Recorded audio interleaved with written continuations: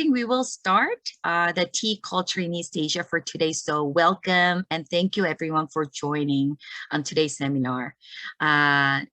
Today, our hosting agencies will be Momiji, JSS, Yihong Center, and KCWA. Today, we'll be sharing different tea cultures from 3 different East Asian countries. So before we start, I will just briefly go over housekeeping rules. So first, this session will be recorded. However, Q&A and your face or voice will not be recorded. So please refrain from recording or taking photo of this session because taking photos, capturing, or taking photo is strictly restricted.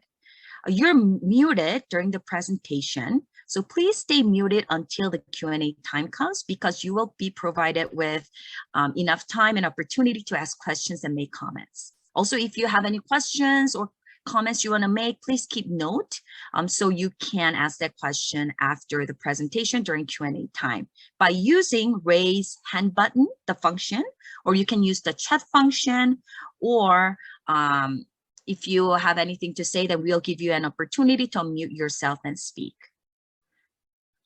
Also, it is up to you to have your video on or not. It is based on your own preference. However, we would very appreciate it if you could show your beautiful and handsome faces. So it would be more comfortable and wonderful for guest speakers to interact with you. Okay. So now I will introduce our amazing hosting organization. So first organization I'll introduce is Mumichi Healthcare Society. It's a nonprofit supportive housing in Scarborough. They provide services in both English and Japanese, and they serve seniors and caregivers.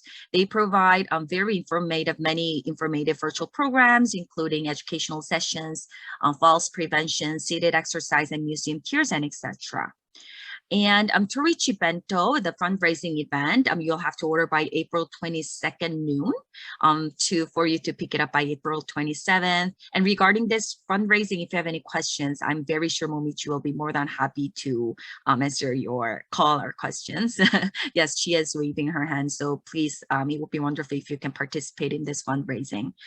Also, I will introduce Japanese Social Services, JSS. It's a nonprofit agency. It's on the 2nd floor of JSS, and it's providing counseling and programs in both Japanese and English.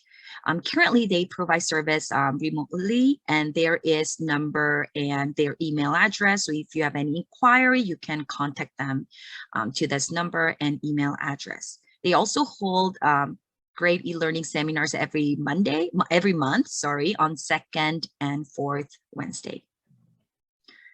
Yihong Center is also a nonprofit agency providing community support services, home support services, and long-term care homes and host space. Current community service also are provided only remotely, and there's phone number and Yihong's website that you can have access to.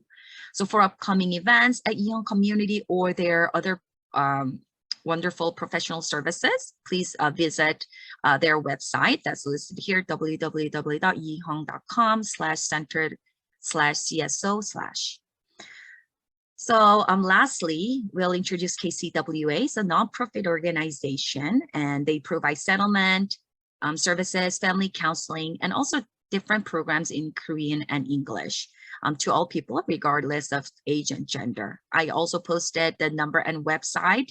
You're more than welcome to contact KCWA or navigate their website to see different services and programs.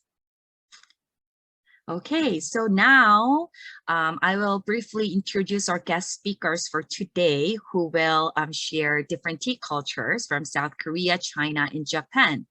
First guest speaker will be myself from KCWA, and I will share about the Korean tea culture. Our second guest speaker will be Angela Guo from Yihong Center, who will share Chinese tea culture. And our third guest speaker will be Riko Osaki, who will share amazing Japanese tea culture. And the guest speaker, Riko, is from Hokusan Tea, Canada.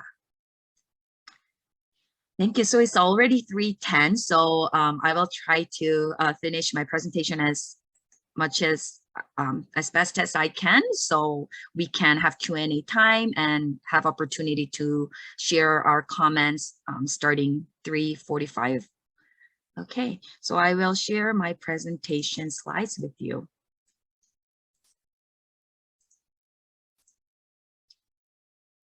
Okay, so as I have informed today, I will share with you guys about Korean tea and also about tea culture. So tea culture is believed to have come to Korea during a Three Kingdoms period through the import of the tea from China. So Korea tea culture is not as fruitful as Japan and China. However, tea was imported from China since 7th century. So tea culture on Korean Peninsula continued during the Goryeo dynasty, along with the development of Buddhist culture. So the tea came from Buddhist monks in Harong County, who consumed it as a source of calm and refreshment of mind. Then it spread to royal family, monks, and nobles. So in its early years, tea was considered as very luxurious drink and something meant for royal families to enjoy. However, as time has passed by, the manner for drinking and serving tea became an important part of etiquette for family and their guests in Korea.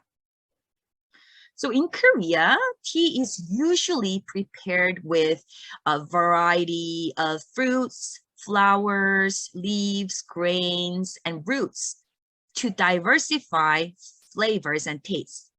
And also it provides health benefits.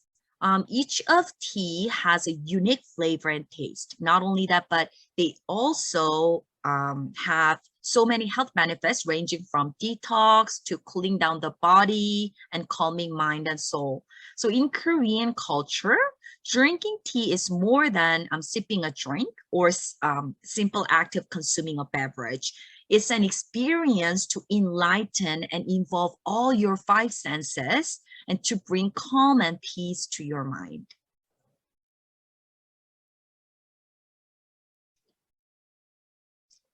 So the traditional Korean tea ceremony is referred to as tare in Korean, which translates to etiquettes for tea. It's 1,000 years of tradition to bring calm and peace to your mind. So I will introduce you to 3 different types of Korean tea ceremonies. So the first one is royal tare, second is sunbi tare, and third is friends tare. So as you can imagine, royal tare means that this etiquette is for kings and it can last up to 8 hours, probably because as for kings, they have a lot of steps to go through. The second type is sunbi tare, and it was for Korean Confucian scholars. So it was a little bit less formal than royal tare, but still it wasn't casual. So sunbi tare was also only for male scholars. And the third tare is which we are most familiar with. It is most casual amongst all, and is somewhat similar to afternoon tea of the West. So what we currently enjoy is a part of friends tare. So now I will introduce you to 2 different famous tea in Korea. So it's called Yuja Cha. So cha means tea, so it means Yuja Tea. In English, it's citron tea, but Yuja, the fruit, is not exactly the same as citron, but it is most similar Western fruit. So it is more of like citron honey tea. So Korean citron tea is a herbal tea made by preserving Yuja fruit. So the name of the fruit is Yuja, with sugar and honey, but usually honey. This preserved fruit is actually very similar to Western style marmalade. Then once preserved, people in Korea spoon the marmalade like citron tea into a cup of hot water. It will dissolve, leaving only bits of fruit that you can chew on as you drink the tea. This is one of Korea's one of the most unique teas and can be stored up to 2 years. So this tea is believed to have many health benefits, like alleviating the common cold, stomach problems, and as it has high content of vitamin C, it helps to soothe inflammation and headaches. So Yuja is made of mixing hot water with Yuja marmalade. And Yuja tea is very popular throughout Korea. And especially during the winter, many of Koreans drink this tea. It needs to be stored at least 6 months for its rich taste. So actually it takes quite a long time to marinate this tea. It does not contain caffeine, so even people who are pregnant can enjoy this tea, and even babies and children can enjoy this tea. It is often sold in markets, in large bars, even in Canada, and is usually in Korea used as a home remedy for a common cold. So I even recently drank this tea just to make sure that I don't catch a cold. So this is a common tea that Koreans drink when we catch a cold or even to prevent cold, and all different ages can enjoy this tea. So there is a really interesting history to this tea, because a man was carrying a Yuja tree from the storm came and hit the boat, and the Yuja trees were destroyed. However, the seeds went into the man's coat, which was spread on the Korean soil. So when the Yuja tree grew in Korea soil, and when Koreans saw these leaves, they thought, oh, they should use this as a remedy for different health conditions by mixing with honey. So which later developed as a Yuja tea. So basically this fruit Yuja came from China. So this was just a brief history about this tea. And another tea that I want to briefly share with you is called Sangwa tea. Sangwa tea in Korea. This is very unique Korean tea, and it has slightly bitter taste. As you can see in the picture, it looks more like medication, right? It's very dark brown, and it has a lot of different grains and roots in it. Many people in Korea, this tea pre-made, but the country still have places where they actually make the fresh version of tea. So Sangwacha is Korean traditional tea with deep brown color and bitter taste, as I told you. And it is considered as most popular medical tea in Korea. So as you can see on the list, there are so many different grains and roots that are mixed for this tea, and they are like all medical herbs such as dried roots like white woodland, peony, Rehmannia, Mongolian, a milk veg, Korean angelica, Chinese cinnamon. So all different herbs are mixed. And not only that, but they usually also mix walnuts and pine nuts, and interestingly, half-boiled egg on top of it. So it has pretty much very high calorie, but this is a lot of old people drink this tea for their health. However, in Canada, they recommend to get recommendation from doctor, especially if you have any heart problems, because it mixes a lot of grains and roots. So this tea is known to be good for your immune system, good for your liver, also blood circulation, and to enhance the concentration for students who needs to study. So that was very brief presentation of Korean tea. So if you have any questions, you're more than welcome to ask during the Q&A time.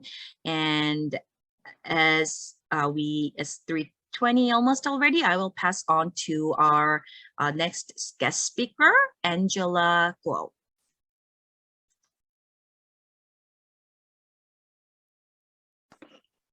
Thank you, Mumichi, for your introduction on Korean tea culture. Thank you, Angela. Now it's my turn to share with you regarding Chinese tea culture.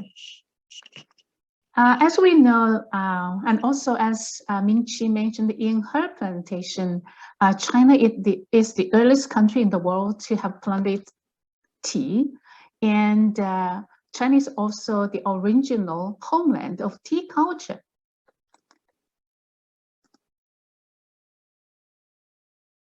So in Chinese, tea is synonymous with China.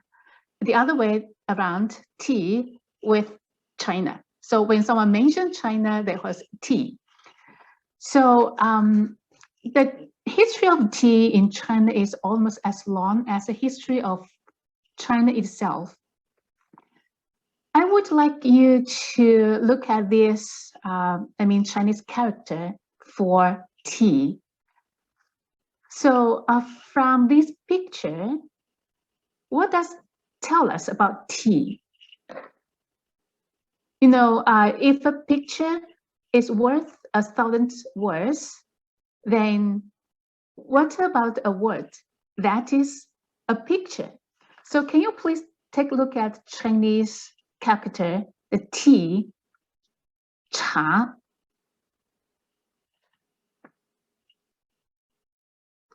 Chinese characters can be broken down into different elements. We call that radicals.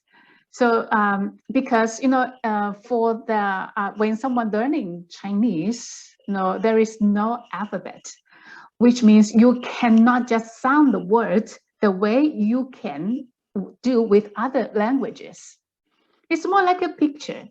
So from this character, you will see it have different components, right? We call that radicals. On the top part, you will see it like leaves. Then the middle part, like this, is like person.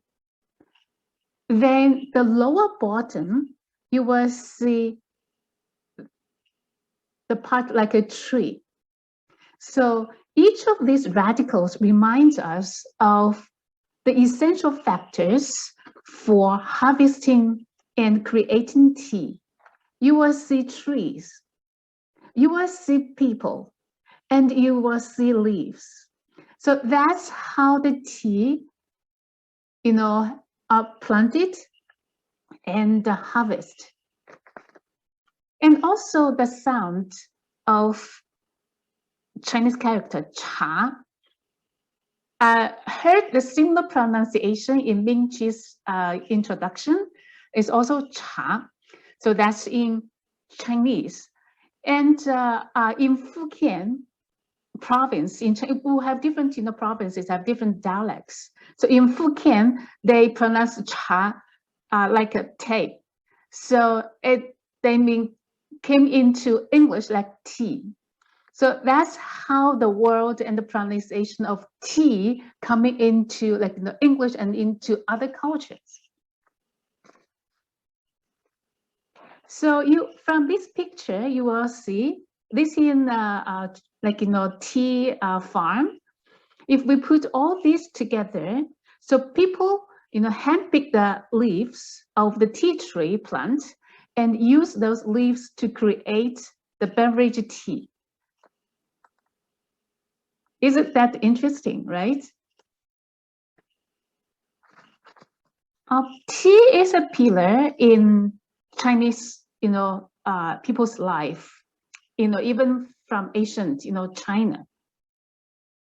One says we have, there is a saying in Chinese, we say firewood, rice, oil, vinegar,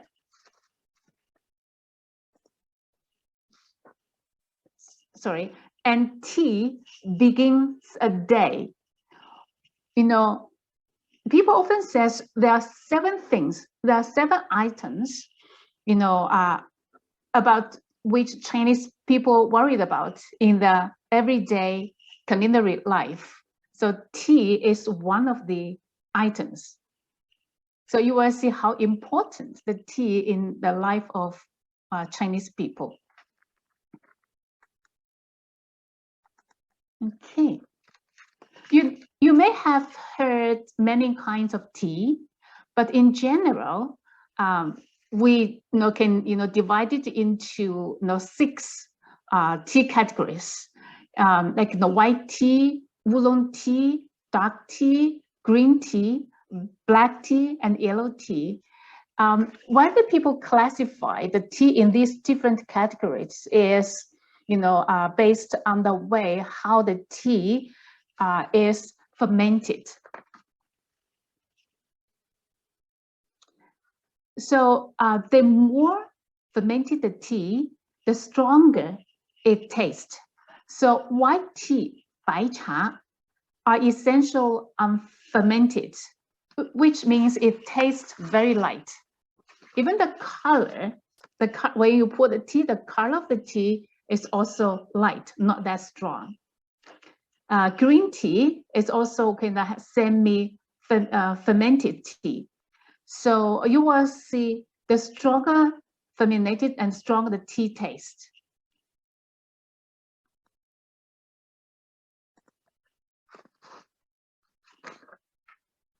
So thanks to the different, geographic climates, where people, have developed different types of tea with its unique flavors. So here is a map of China. We'll see the different types of tea where it is produced. Dark tea is pu'er, is in the southeastern part of China, and oolong tea, that's the original place for the ancient Chinese grow tea. As oolong tea is in Fujian, and also the yellow tea that's in the middle center of China. Black tea and also the white tea is in the coastal city in China, because China is a vast, geographic area and different climates. So that's why they can provide different, types of the tea, and the way they make the tea, they give the different taste of the tea.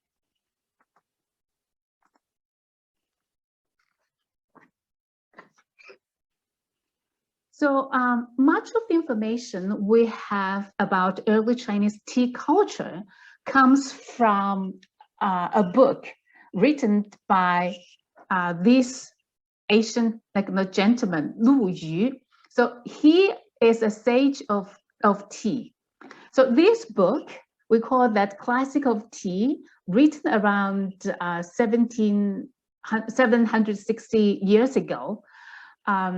He grew up cultivating and drinking tea in Buddhist monastery. So Lu Yu's his book was the earliest treatise on tea in the world. The tea symbolized the harmony and the mysterious unity of the universe.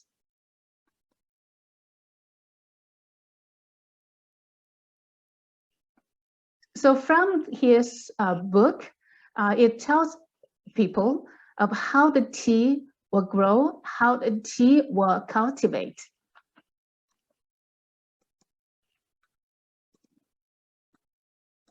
Okay, so when we talk about Chinese tea culture in our daily life, some of the things we might need to know to avoid kind of embarrassment for the guest. Chinese tea culture, when we serving the tea, we serving the guest with tea is a daily ethic in social life and the family life. For example, if there is a guest come to visit you, the people often they offer tea.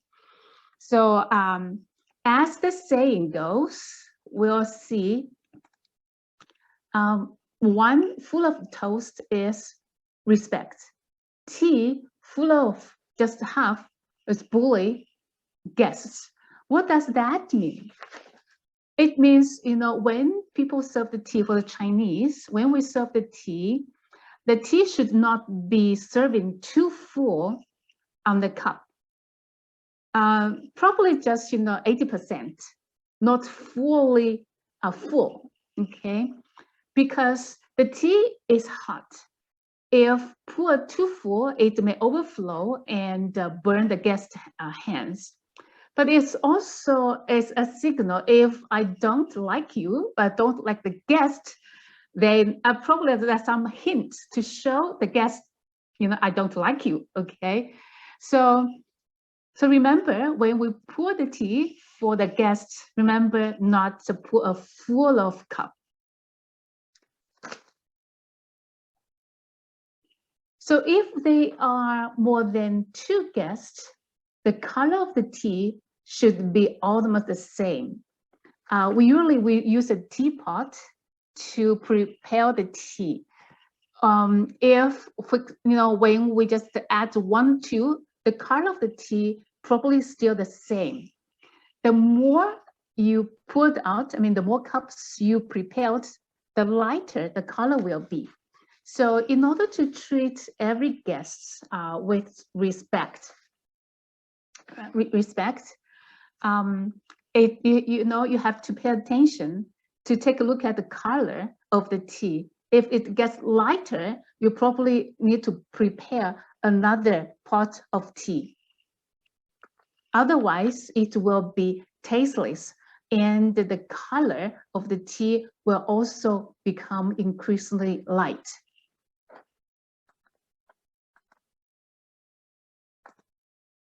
Okay, so when new guests join in, to show your respect, it's better to change the tea. You add new leaves, add freshly boiled water. Usually nowadays we have whole sets of teacups, right? We don't use to wash the cups and give to the new guest. We can get another cup, to offer the tea to the guest.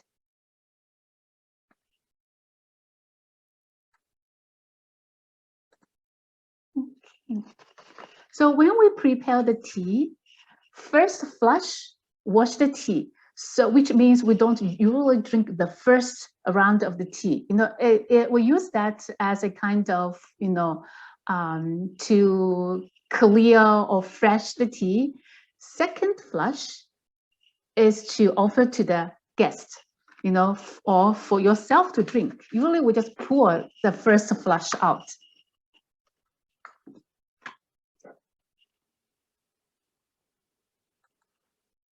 Okay, we'll see more. When we serve the tea, to show our respect, first we serve the guest, then the host. We pour the tea to the cup, right? So you offer the tea to your guest first, then to the host. Oat and yam.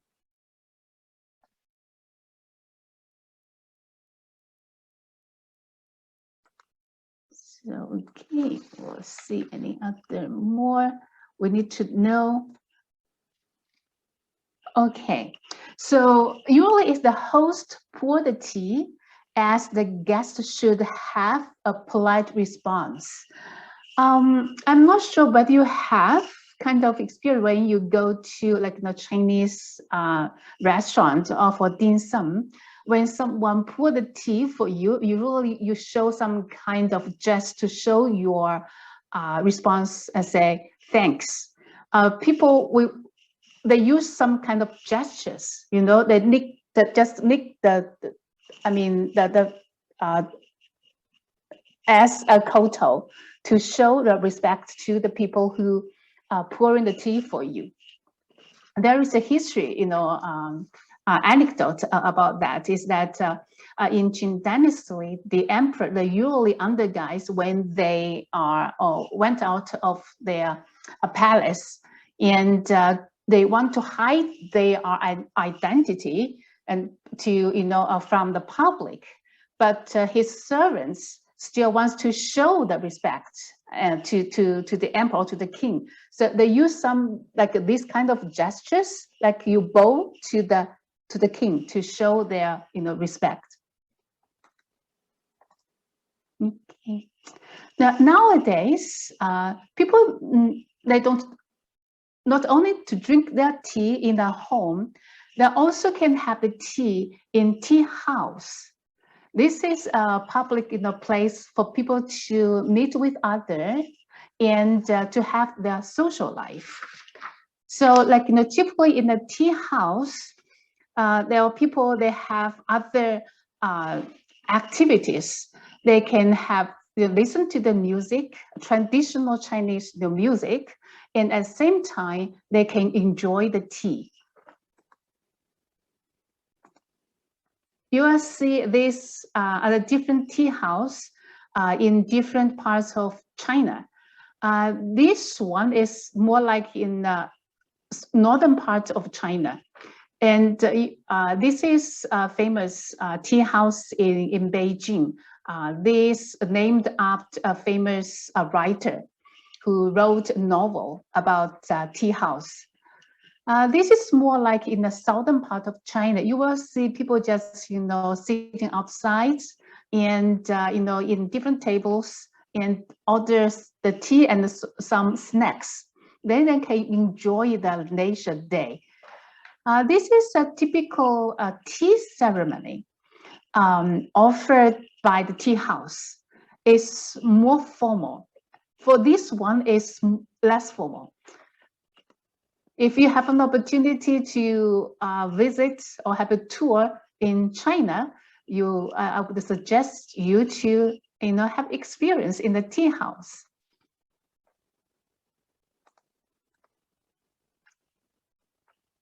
Next, I would like to show you a short TV about the tea culture. We call the Kung Fu tea. There is elements of different, elements like tea culture, Kung Fu culture, and also religious culture. It's a combination. So this is a unique, like a unique food culture, in China. I'll see whether this works or not. Can you hear the sound? Oh, no, not yet. Okay.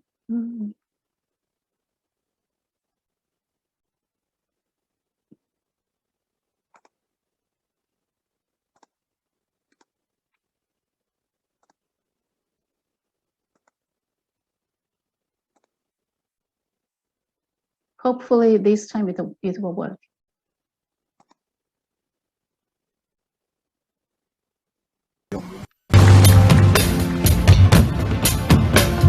Can you hear? Yes. Okay, great.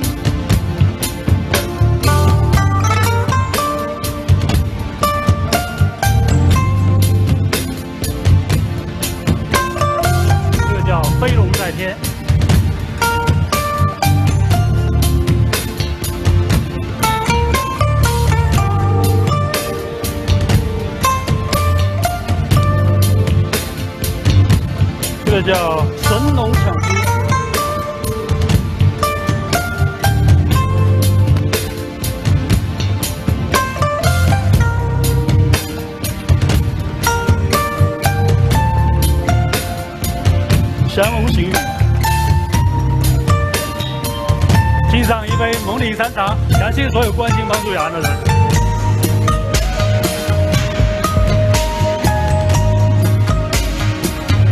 祁隆献瑞。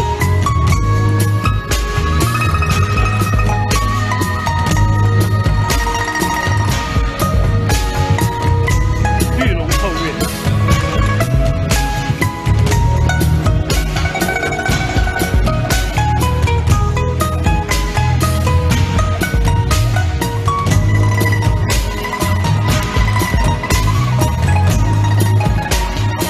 翼龙行天。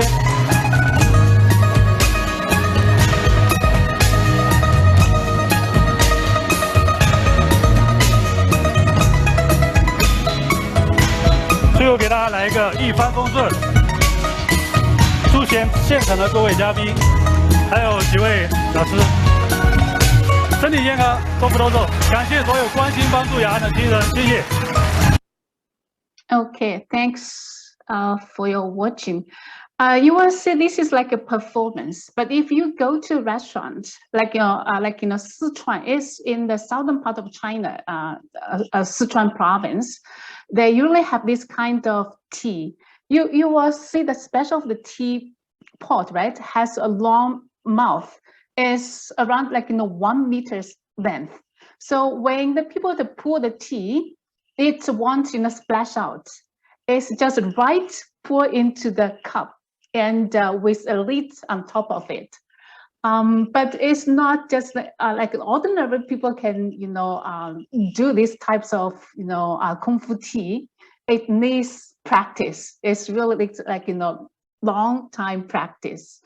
Like in Chinese tea culture, is more like blended Confucian, Taoism, Buddhism, and is harmonious with people and with the nature. So tea drinking became deeply interwoven into Chinese culture, and it also reflected in Chinese people's life attitude and social activities. So it is a sign of respect in Chinese social life. So if you have a chance to invite by Chinese people to the home or have a dim sum together, they are offer the tea to you as a sign of respect. And drinking tea, appreciating tea, enjoy the tea, and even you smell the tea, is a friendship, And if people want to show the hospitality to you, their offer, they are precious. What they have keep precious tea to you to show the respect. So hopefully you will have a chance to visit China or invited by Chinese friends and enjoy Chinese tea. I think that's all for me to introduce. It's really a brief introduction about Chinese tea culture. Hopefully we will have more chance to talk a little bit more on this. And thank you for your listening. I'll pass time to Chi, right, for your Rico. Japanese culture. Yeah, Rico. Miko. Yeah. Thanks. Thank you very much, Angela, for a very informative presentation. Now, thank you. Now, Rico Ozaki from Fukusan Tea, Canada, will now do the presentation about the Japanese tea culture. Please welcome Rico. Thank you so much, Minghi. Okay. So nice meeting everybody. My name is Rico Osaki. I'm the president of Hokusan Tea Canada. I run a wholesale distributor of premium Japanese green tea. A little bit about myself. My love of tea started at a very early age. I actually grew up surrounded by tea farms in Shizuoka. That's where my hometown is, where I am right now. As you can see in the picture, there's beautiful cherry blossom there. Shizuoka is famous for Mount Fuji and Japanese green tea. We produce most amount of tea in Japan here. Growing up in Japan, I got to experience and understand that tea truly is way of life. It comes second nature to us that almost everyone here drinks green tea. That's because more than just a drink or something that's sipped on the passing time, it has deep roots in the country's culture and helps to preserve century-old tradition. Please go ahead and change a slide. Thank you. So what is Japanese green tea? How is it different from any other tea? You can see different types of tea here. Japanese green tea has a process of steaming immediately after picking tea leaves. By steaming, it stops fermentation and oxidation progress. So once it steams, the enzyme process stops the fermentation. If you don't steam it, it ferments and oxidates. It turns into black tea and pu'er tea. A lot of people think black tea, oolong tea, pu'er tea are from different type of leaves of green tea or different types of tea, but actually it's from the same plant. It's just processed differently. Making process is different, but it's coming from all same plant. Go ahead. Thank you. These are a few popular types of Japanese green tea in our current market. The top left one is called sencha. It's probably the most common and loved green tea in Japan. It's very refreshing flavor and beautiful green color. The top right is called gyokuro, one of the most expensive type of green tea in the market. It has very rich umami flavor. Why is this so expensive? Because when we produce this green tea, usually tea leaves grow its own and we just harvest when it's ready. But about 3 weeks before harvesting for gyokuro, we cover entire tea leaves like this. It blocks the sunlight going directly to the tea, which brings out more flavor and more umami. So it takes more labor and care from the farmer. That's why this is more expensive and luxury tea in Japan. The bottom left is called Hojicha. This is my favorite tea. This is roasted green tea. By roasting, caffeine level goes down quite a bit. So it's perfect to have at any time of the day without worrying about caffeine's effect. It has nutty, roasty, and smoky flavor. The middle bottom one is called genmai tea. It's also known as popcorn tea. You can see little white popcorn looking things sprinkled in the tea. You can see in the picture. It also has nutty and toasty flavor of whole roasted brown rice. You can see it here, mixed with sencha leaf here. Lastly, matcha green tea is bottom right. It's a green tea powder. This is also quite expensive as they can only produce 40 grams, tiny bit, by stone mill. They grind these green tea by stone mill. And even with this technology in 2022, with grinding machine, they can only produce up to 40 grams an hour. So it's quite luxurious to drink matcha. Go ahead. Sorry, I'm just gonna, thank you. So this is what I was talking about earlier. It comes from one single plant. It's called Camellia sinensis. That's the green tea. It's all green tea. Tea is from Camellia sinensis. All the plants in the world come from Camellia sinensis. It goes, when it's heated, it turns into green tea. As I said earlier, when it's oxidated, it turns into black tea, pu'er tea, oolong tea. From heated part, it spreads into Japanese green tea when it's steamed, and when it's pan fried, it turns in. It's common in Chinese tea. Once it's steamed, it breaks down to loose leaf tea, infused tea, sencha, or powder tea, matcha. And sencha breaks into different types of tea. We can do deep steaming, deeply more steamed green tea, lightly steamed. Usually in Japan, deep steam techniques are used when green teas are grown in the flat surface, and light steam skills are used when it's grown in the steep mountain in order to bring out more beautiful aroma and sweetness from the tea. Go ahead. Thank you. So after listening to Korean and Chinese presentation, there's a lot of similarity in Japanese tea history as well. It came from China in 8th century, 1200 years ago as a medicine. It was also brought by a monk, and it was only for higher class people. It wasn't for everybody until around 15th century. It spread to everybody as a medicine, and it also stopped preventing sleeping during the meditation at the temples.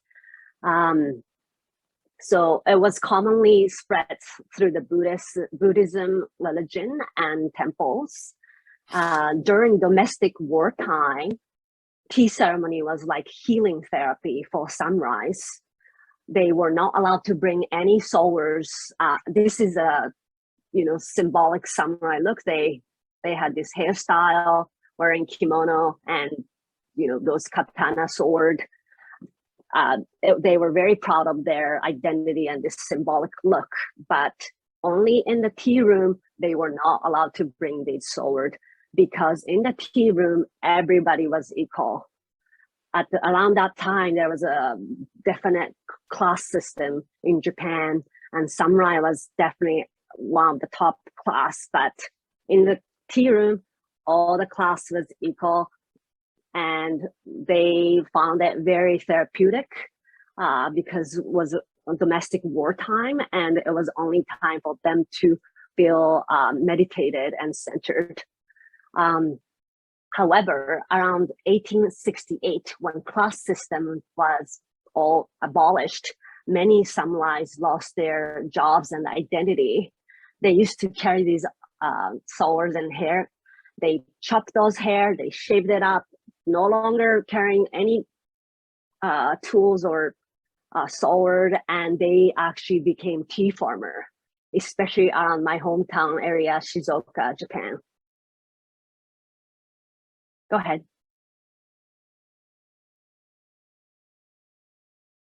This is brief introduction of how tea is made. So once we cultivate, we usually pick by, nowadays it's quite often teas are picked by machinery. At my farm right now, we are picking still one by hand. So we pick the tea, we use these raw tea leaves and steam it, very important process for Japanese green tea. We knit green tea and dry it. And they salt teas out. We use leaves. We also use stem. We don't waste any parts of green tea. And we usually blend the green tea we drink everyday life. It's usually blended with different part of Japan. It grew from different part of Japan, and tea masters usually blend to make the perfect tea. And you can see on the right how matcha is made by grinded into the tea powder from the motor like this, but only 40 grams per hour. If you can delete the sound, that would be great, Rumiko-san. And I'll just show for like 30 seconds if that's possible. This is when I visited tea factory in Japan. You will see this tea master. This guy is blending green tea. They collect about over 10,000 green tea from all over Japan, and they taste about 1,000 green tea a day, constantly tasting, making sure to create a perfectly blend green tea. So they will probably use a little bit from Shizuoka, a little bit from Kyoto, different part of Japan in order to create perfect green tea. People usually think it's single origin. That does not often happen anymore in Japan. And in order to become tea master like him, you need to be experienced for at least for 20, 30 years or so. Go ahead.